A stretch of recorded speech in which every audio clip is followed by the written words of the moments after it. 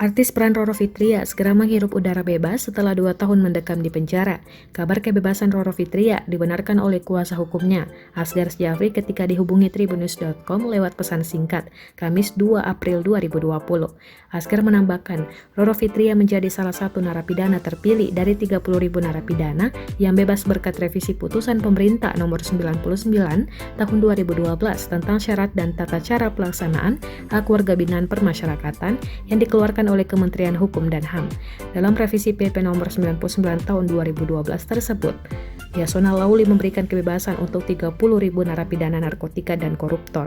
Salah satu pertimbangan dalam membebaskan para tahanan itu adalah tingginya tingkat hunian di lembaga permasyarakatan, lembaga pembinaan khusus anak, dan rumah tahanan negara sehingga rentan terhadap penyebaran virus corona.